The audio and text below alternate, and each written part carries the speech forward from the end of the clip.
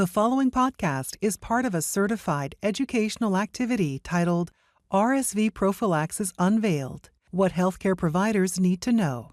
Access the entire activity and complete the post-test at peerview.com/JZQ860. Downloadable slides and practice aids are also available. Hello everyone and welcome. My name is Asuncion Mejias. I am professor of pediatrics and a pediatric infectious diseases specialist. And I would like to welcome you all to this educational activity accredited by PeerView Institute for Medical Education. And we will review the role of RSV prophylaxis, what healthcare providers need to know. These are the goals for today. During this presentation, we will learn that RSV is still prevalent, is very prevalent in infants and young children, especially those without any risk factors. The different studies and the clinical trial data that have shown the efficacy and safety of preventive strategies, including monoclonal antibodies for RSV prevention, and the team-based care, what is important to ensure that all our infants are protected, and we should protect them. It's our duty.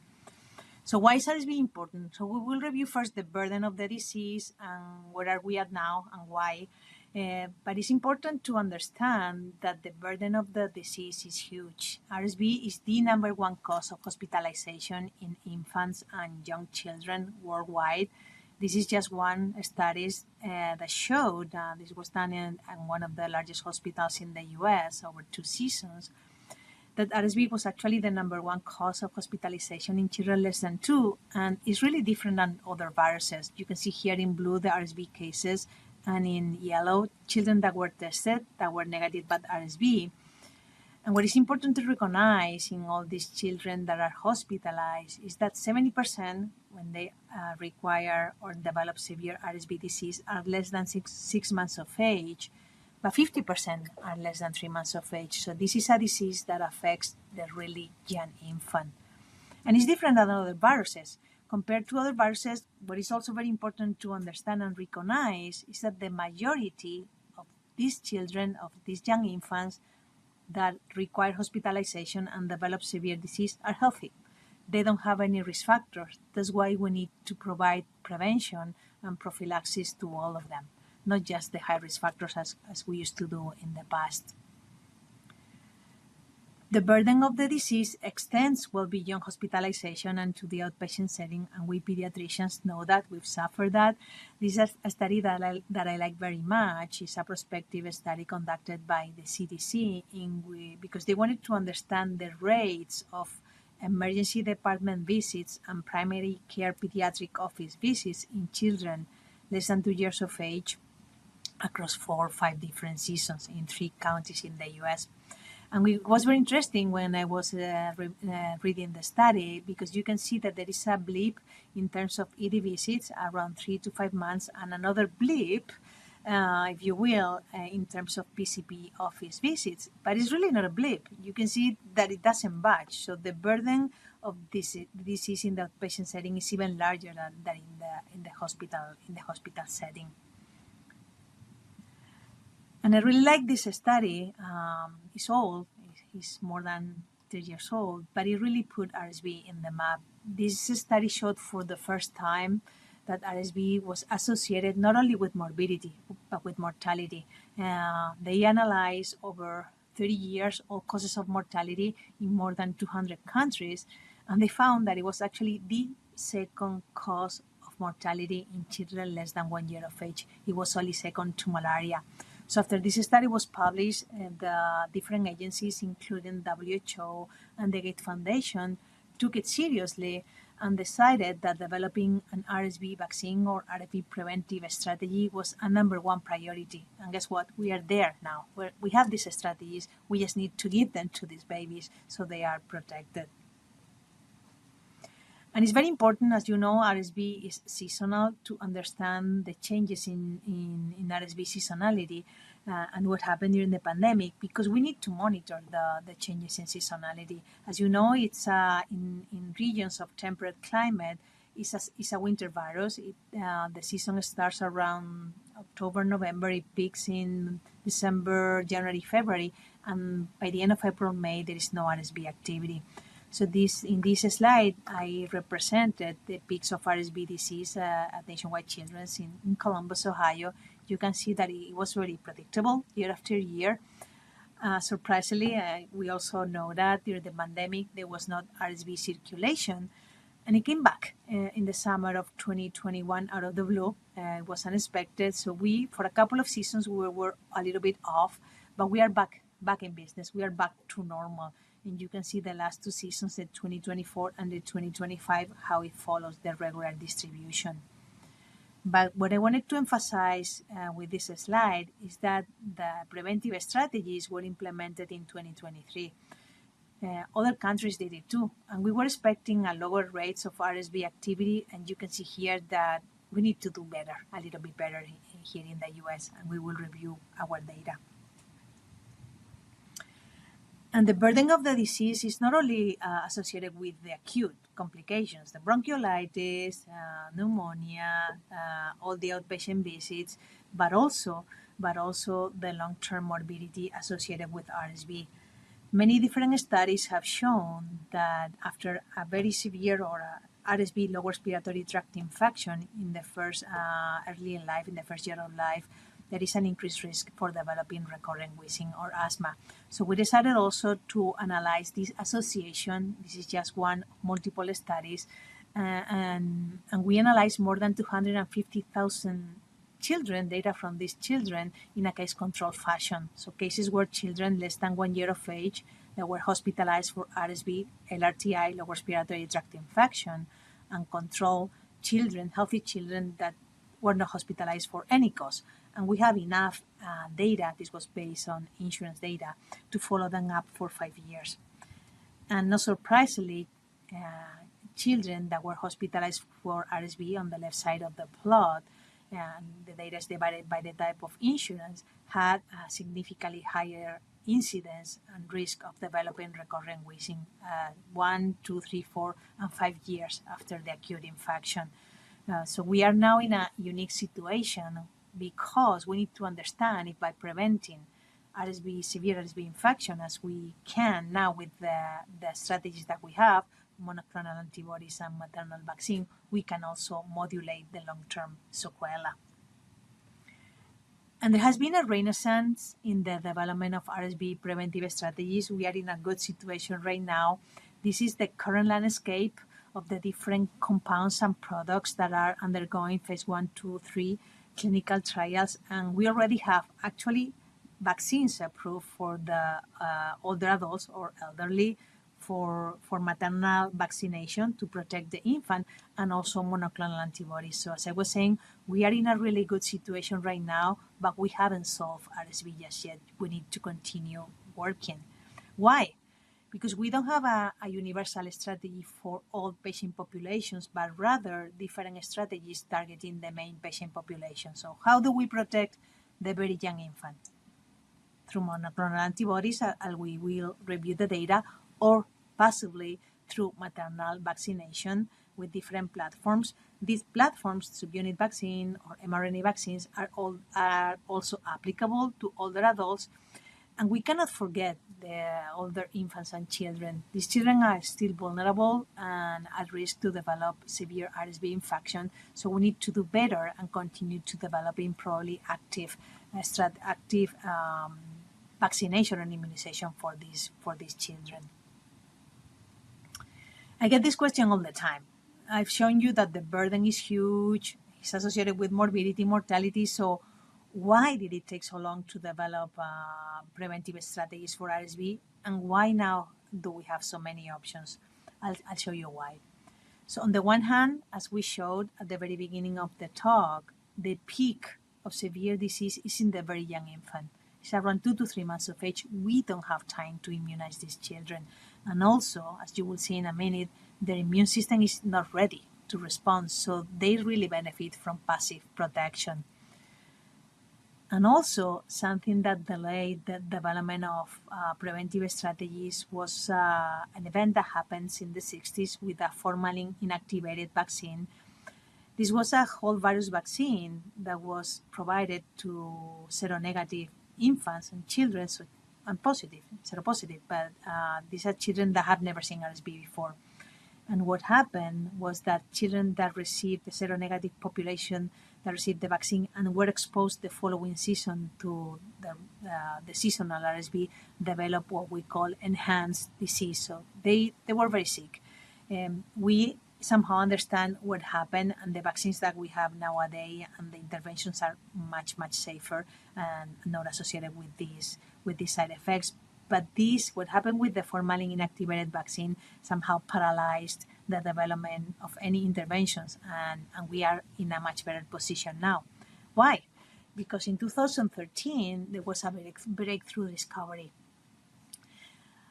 Up until then, and we will see that in a minute, we thought that the main antigen for vaccine and monoclonal development was the F protein, and it is. But what was found in 2013 was that this F protein had two conformations, and the RSV pre-F was solved. And in addition, as I showed you before, we recognized the global impact of RSV, not only in terms of morbidity, but in terms of mortality. So these two components have made and favored the development of all the compounds that we have right now. So this is the virus. It looks a simple RNA structure, viral structure. It's a single-stranded RNA orthopneumovirus. It has one strand. It's different than flu that has 8 and they recombine each year. But it's a virus that is very smart. It has 10 genes that encode for 11 proteins. 2 of them are the most important from the antigenic point of view because they induce the generation of neutralizing antibodies. The G protein, which is the addition protein, but our main target is the fusion protein, the F protein, which is in the surface and is concerned about different strains of RSV A and B and the main target for vaccine and monoclonal development. There are other proteins that are also very important, such as the NS1 and NS2, and I like this. I want to explain these proteins too because they counteract the interferon activity. Interferon are the main antivirals that we generate when we see a virus, and this is like a shield that the virus has and protects the interferon for neutralizing it. But the breakthrough discovery that occurred in 2013 was actually really, really relevant. Up until then, we thought that the F protein was only present in this conformation. Is called postfusion once the virion is fused to the respiratory epithelium. But what the group at NIH found was that actually the F protein was present in the virion in a pre-F conformation before the virion fuses with the epithelial cells. And in this pre-F conformation, there are a number of antigenic sites that are here color-coded. We know now there are 6 antigenic sites.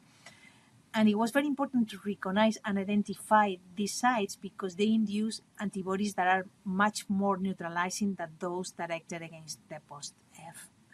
And actually, the strategies that we currently have available are pre-F specific. We have a maternal vaccine, a subunit vaccine that is bivalent. It covers RSV A and B, and extended half-life monoclonal antibodies, also pre-F specific. And we will review in a minute the importance of these antibodies. It's a really interesting and cool system.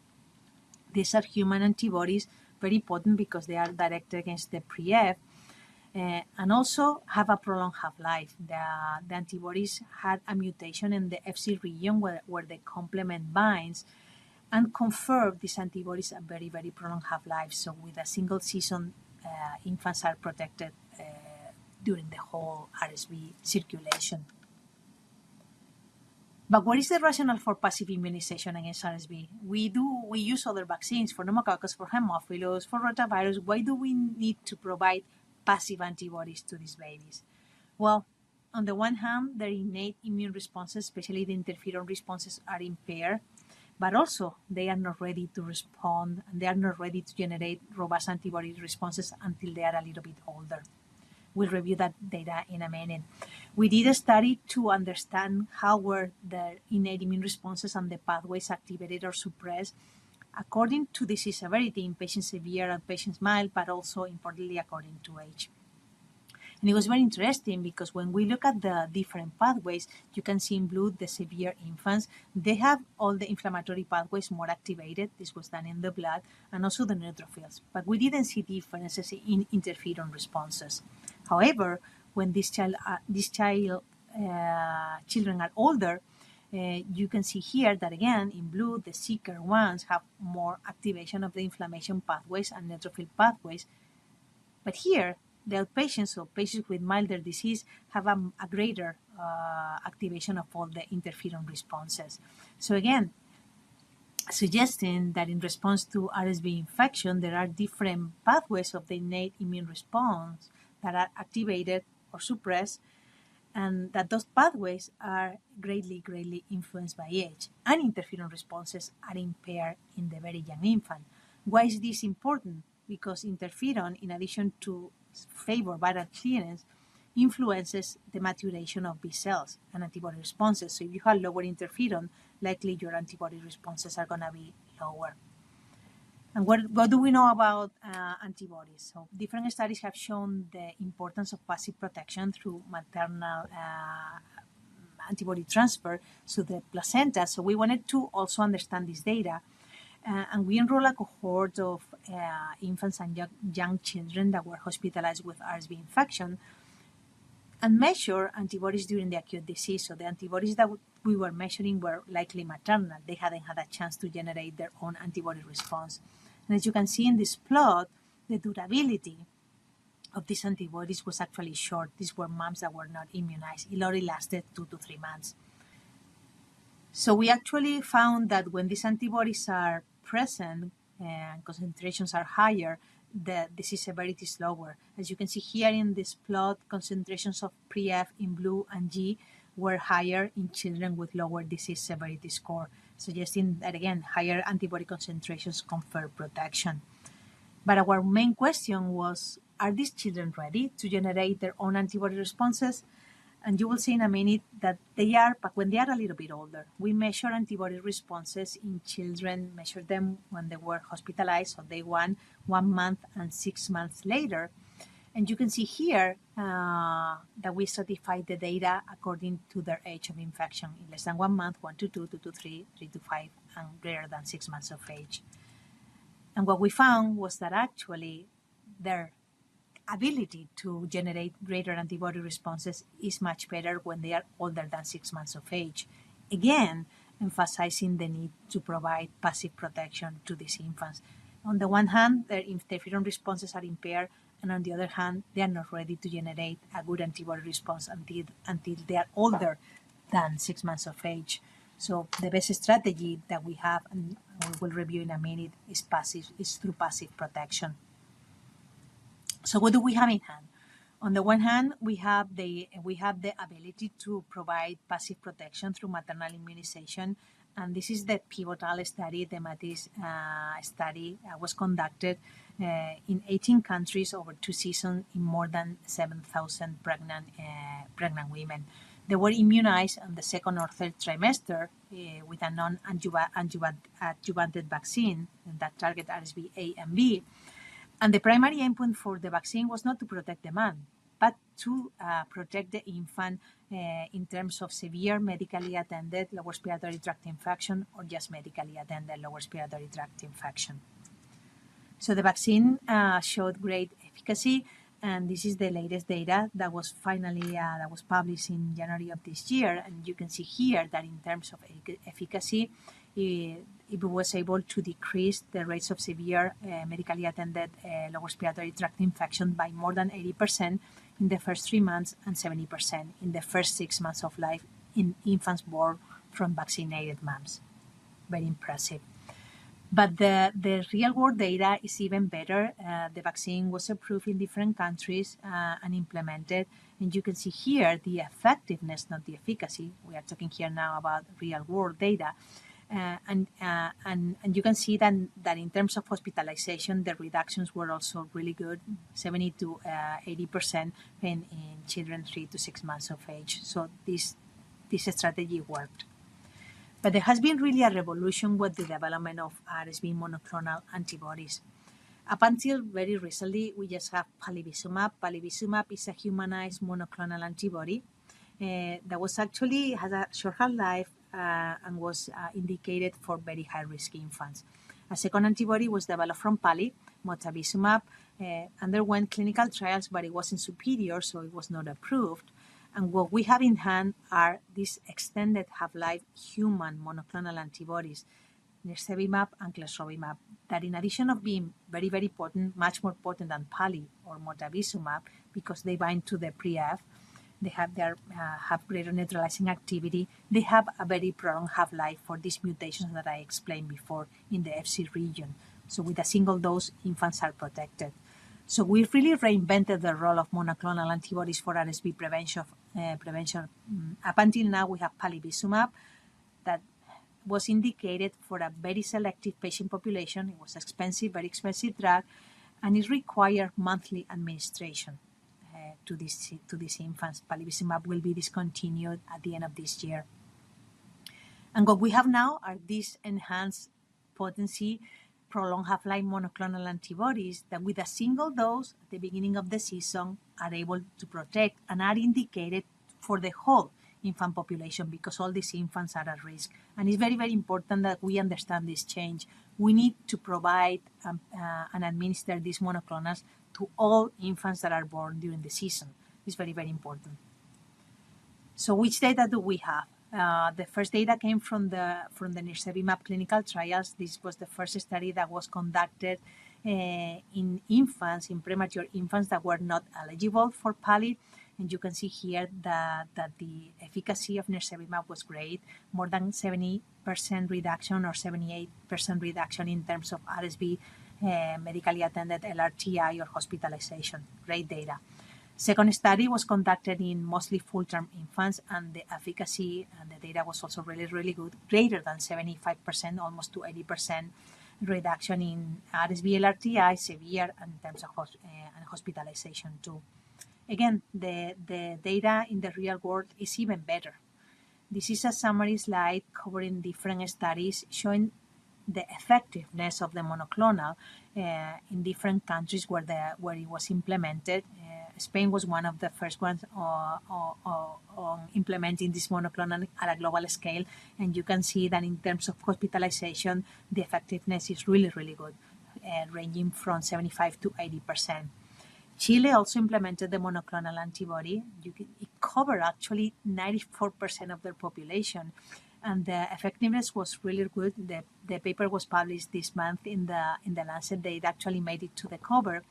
And something also that we need to recognize in these countries, they have a mortality, and they went for having 10 to 15 children die the previous years before these monoclonals were implemented to zero in this past couple of seasons. So we are seeing the real impact of these interventions. This is the new kid in the block, clesrovimab. This is the data from the pivotal clinical trial, and you can see here that in terms of efficacy, it's really, really good. It reduces the rates of severe LRTI, hospitalization, medically attended LRTI from 80 to 90%. So we are in a really, really, really good situation right now. And these are the recommendations by the ACIP and the American Academy of Pediatrics.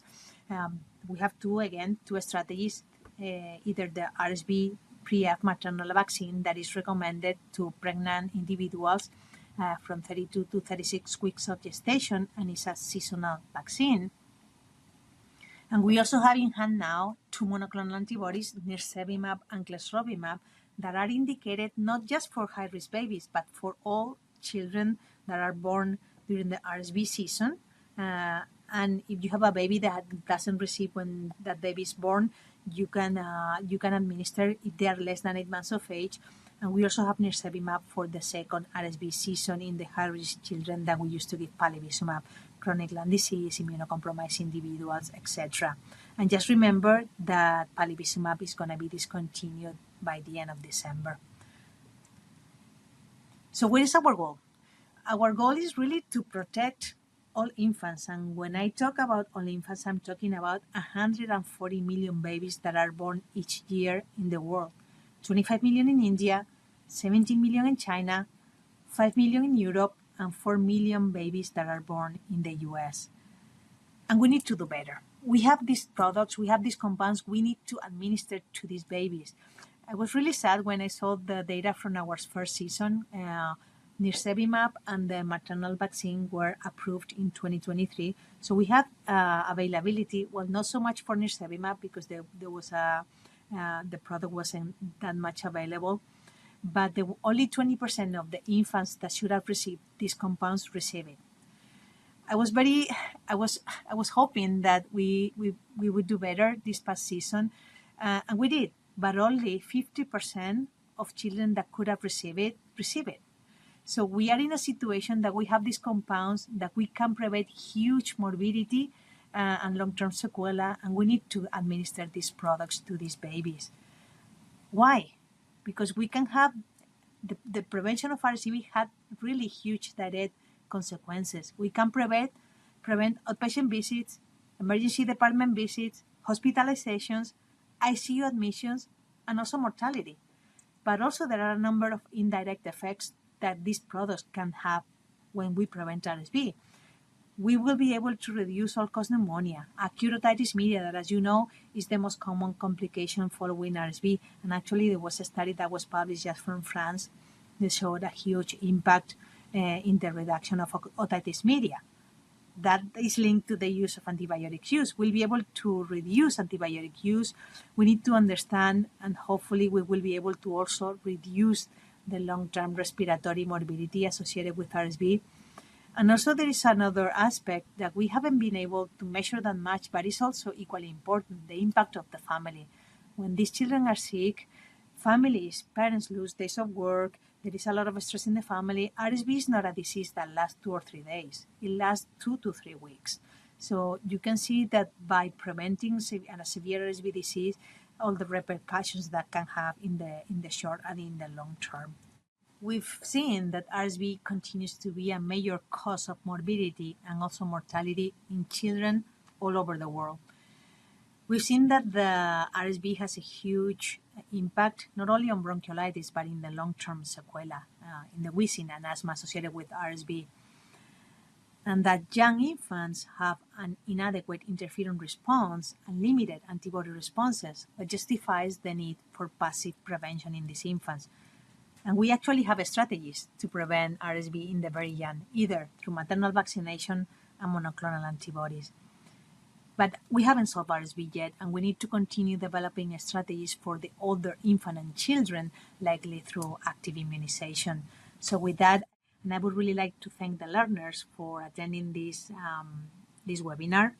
I would encourage you to visit the PeerView website for resources and, of course, for claiming your credit. Thank you so much. Thank you for listening. Remember to download the slides and practice aids and complete the post-test for instant credit. This activity is certified by PVI, PeerView Institute for Medical Education. This activity is supported through an independent educational grant from Merck Co. Incorporated, Rahway, New Jersey, USA. To access all materials for this activity, visit peerview.com/JZQ860.